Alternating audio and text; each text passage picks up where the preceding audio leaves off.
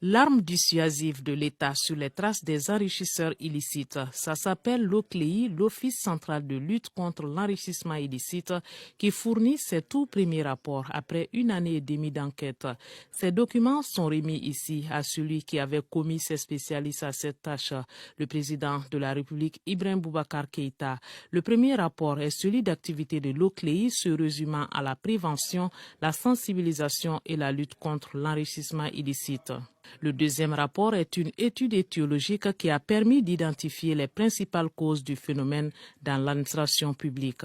Nous avons 998 personnes qui ont déposé leur déclaration de biens du 1er juin 2017 au 31 décembre 2018, soit 68% du total attendu.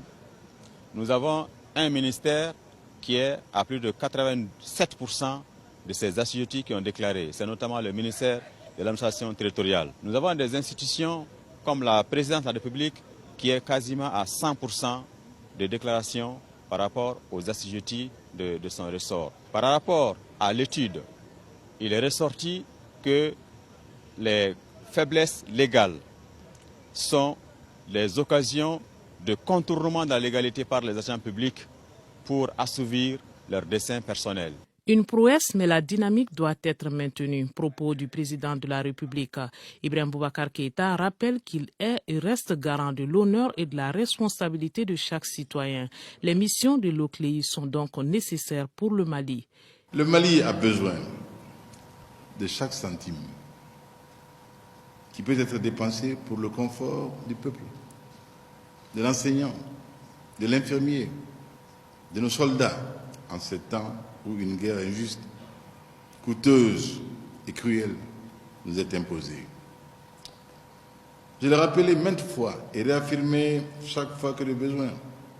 La lutte contre la corruption et la délinquance financière est d'autant un credo que la condition sine qua non de notre survie en tant que nation en compétition avec d'autres.